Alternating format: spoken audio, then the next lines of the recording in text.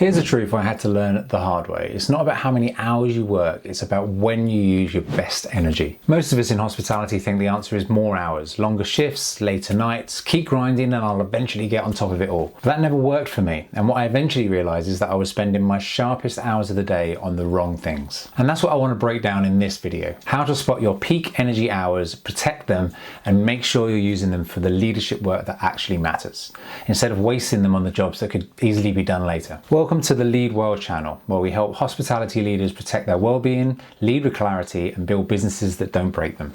In this video, I'm going to show you how to figure out when you're naturally sharpest in the day, why mornings are usually the golden hours for decision making, and how to redesign your week around energy, not just the service demands. And to make this practical, I'll also walk you through how to use my weekly wellness and operations planner to block the most important work into those windows, so you're not just surviving the week, but you're leading it with intention. So if you've ever felt like you're working non-stop but still not getting anywhere, this one's for you. Hi, my name's Trevor. I've run a busy restaurant and cocktail bar for years now, and from the outside it looked like I was thriving. Packed weekends, awards on the shelf, a buzzing team, but behind the scenes I was exhausted. I thought the only way to succeed was to be always on. Every hour was treated the same, didn't matter if it was 10 a.m, 3 p.m. or 1 a.m. I just pushed through, reacting to whatever the business threw at me. Emails at midnight, invoices at 2 a.m, problem solving on no sleep. I wore it like a badge of honor. Look at me, I'm the guy that can handle it all. But here's what really happened. My decision making got worse. I was more reactive. I snapped at my wife. I got stuck in admin when I should have been focusing on leadership. And by the end of the week, I wasn't just tired, I was completely drained. The breakthrough came when I started noticing a pattern, my mornings. After a night's sleep, after my morning routine, were when I had the clearest head. Even if I'd worked late the night before, those first few hours of the day were when I had focus, creativity, and the ability to make good decisions. But I was wasting them. I was burning those golden hours on emails, stock runs, and supplier problems, all stuff that could have been handled later. Meanwhile, I left the high-value leadership work, the planning, the strategy, the tough decisions, for late at night when my brain was fried. No wonder I felt like I was failing. Shifting that around changed everything for me. And if you're sitting there wondering, okay, but where are my sharpest hours going?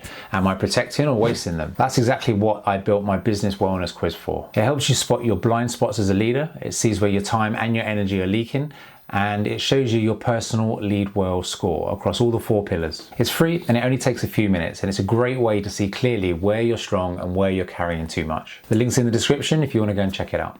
You carry a lot, and you deserve the tools and the support to carry it well. Now let's dig into why mornings are so powerful. There's actually science behind this. Decision fatigue is real. The more choices you make throughout the day, the worse the quality of those decisions become. And in hospitality, where 100 tiny decisions get thrown at you every shift, that decline happens faster than in most industries. That's why mornings are gold. You've just woken up, your brain is clearer, and your willpower tank is fuller. Even if you've had a late night, those first few hours are still the most likely to give you the calm, focused thinking. Here's the kicker though, in hospitality, mornings are often sacrificed. We finish late, we sleep in, and when we finally get up, we dive straight into firefighting, straight into WhatsApp messages, staff dramas, deliveries, emails, and just like that, the most valuable energy of your day is gone. That's why I tie this video back to what I shared about my morning routines. Protecting those first 30 to 60 minutes makes all the difference. When I stopped rolling out of bed into chaos and instead built a simple structure, tea, breathwork, gym, walk, I started entering the day ready, not already behind. And once I had that routine in place, I could go one step further. I could protect those morning hours for the big stuff, not the admin, not the low-level jobs, but the leadership work that would move my business forward. That shift gave me my power back. Next, I'm going to break down how to exactly figure out when your peak hours are, because while mornings are the best for most of us, every leader has their own rhythm. And then we'll talk about how to design your week around those windows using the weekly wellness and operations planner. And let's get practical, because while mornings are gold for most of us, every leader's rhythm is slightly different. The first step is to notice when you naturally feel sharpest. And I don't mean guessing, I mean paying attention over the course of a week. Here are some questions that you should ask yourself. When do I find it easiest to focus without distractions? What time of the day do I make the clearest decisions? And when does the problem solving feel lighter instead of heavy? When do I actually feel creative, where ideas just come to me? For me, it was late mornings between about 9:30 and noon.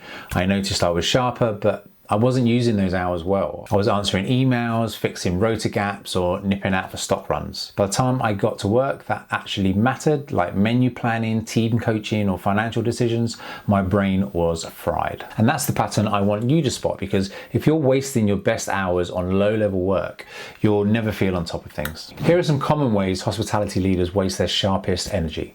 Number 1, email first thing. You open your inbox in the morning and you spend an hour firefighting. By the time you finish, you've lost your sharpest thinking window. Number 2, supply runs.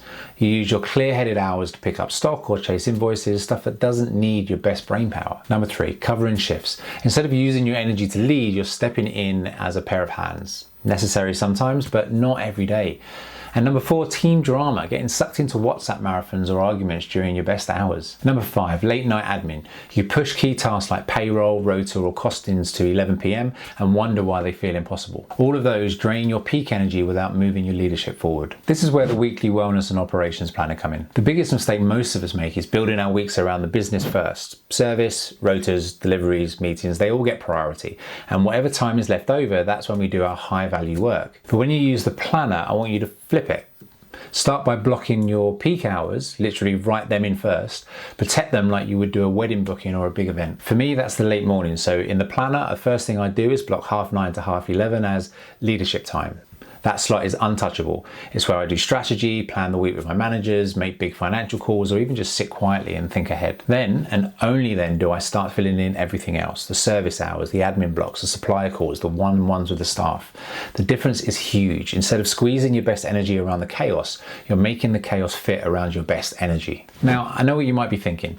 That's great, but hospitality doesn't work like that. Service is unpredictable, late nights ruin mornings, staff still need me. And you're right, service is unpredictable. But here's the shift. Even if you only get 30 minutes of protected time in the morning, that 30 minutes of clear thinking will do more for your business than 3 hours of exhausted admin at midnight. It doesn't have to be perfect. You don't need a full 3-hour block every day, but even small, regular windows of high quality time will transform how you lead. Think of it this way. When you're constantly firefighting, you're only reacting. But when you protect your best hours, you get ahead. And by getting ahead, even a little, it compounds over weeks and months into real control. Let me give you a real example from my own planner.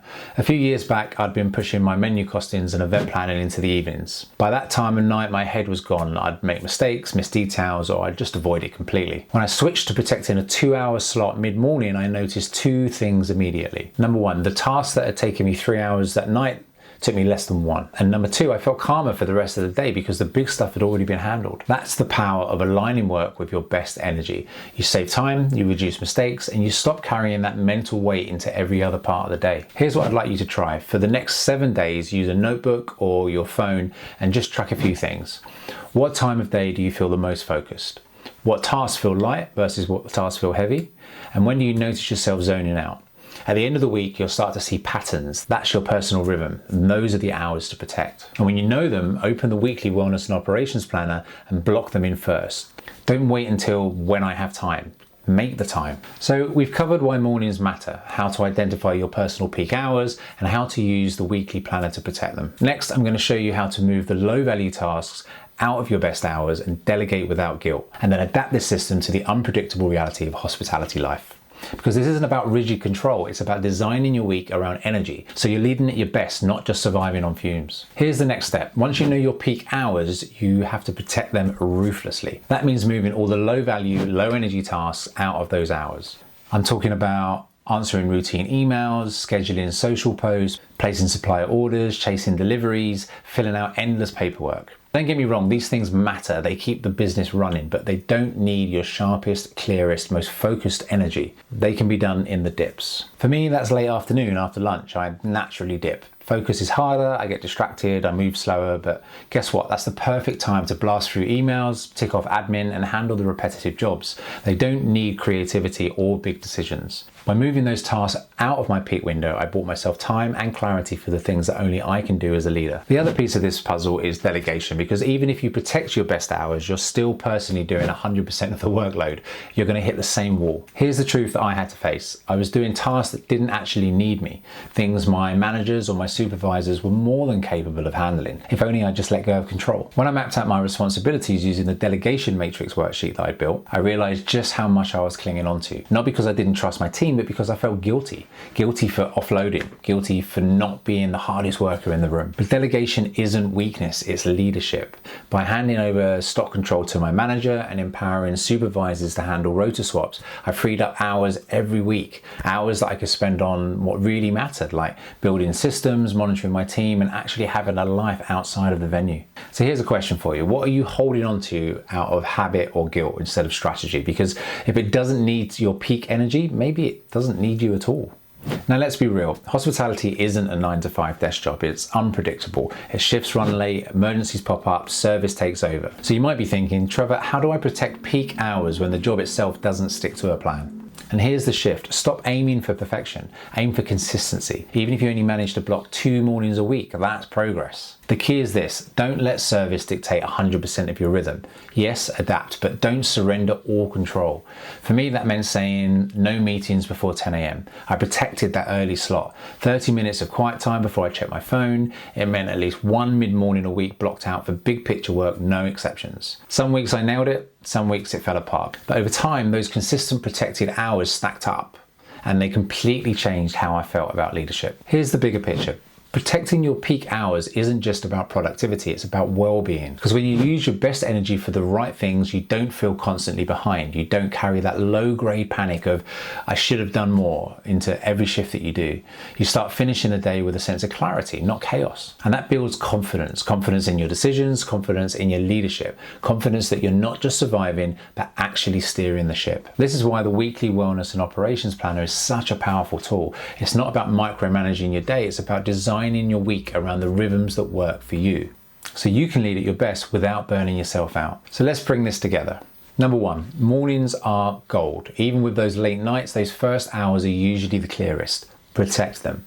Number 2, spot your personal peak hours. Track a week and notice when your brain is the sharpest. Number 3, block them in the planner. Treat them as untouchable. Leadership time only. Number 4, move low value tasks out. Save admin emails and repetitive jobs for your dips in the day. Number 5, delegate without guilt. Free yourself from tasks that you don't need to do. Number 6, adapt, don't surrender. Even 30 minutes of protected time changes everything. If you're working non-stop but still feeling stuck, chances are you're wasting your best energy on the wrong things. Protect your peak hours, guard them fiercely, because when you align your leadership work with the natural rhythm, you don't just get more done, you get better at being a leader. And if you want to see where your own blind spots are, take my free business wellness quiz. It gives you your personal lead well score and shows you exactly where you're strong and where you're leaking energy. The link's in the description. And remember, you matter too, don't forget that.